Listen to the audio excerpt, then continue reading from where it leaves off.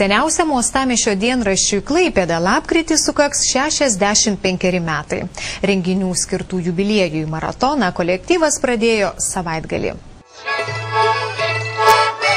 Štai taip su nuotaikinga muzika net 3 dienas Klaipėdoje siautė saulėta rudens šventė.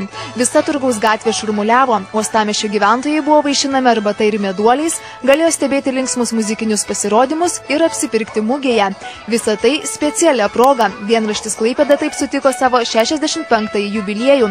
Kalbėdamas apie tokį sėkmingą ir ilgą gyvavimą, vyriausias dienraščio redaktorius teigia, kad šiam tikslui pasiekti bet kokiam leidiniui reikia kelių pagrindinių dalykų. Pirmiausiai tai gerų žurnalistų, kurie ne patys kurtų įvykius, o patys juos tiksliai atspindėtų. Nes laikraščiai yra svarbiausi žurnalistai ir tai, ką jie pateikia žmonėms skaityti. Ne? Tai šitas dalykas yra pats svarbiausias. Ne įvykių dalyviai, o atspindėtojai.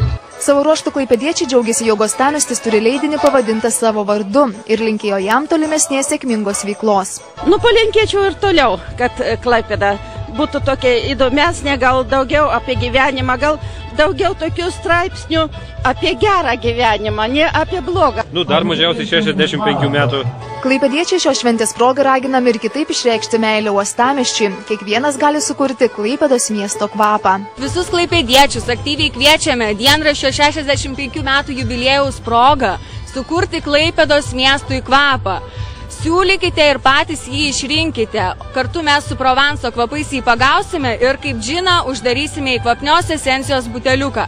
Dienraštis Klaipėda uostamiestyje leidžiamas nuo 1945-ųjų, o saulėto rudens šventės organizatoriai užsiminė, kad artimiausiu metu dienraščio jubiliejaus proga klaipėdiečių laukia ir daugiau staigmenų.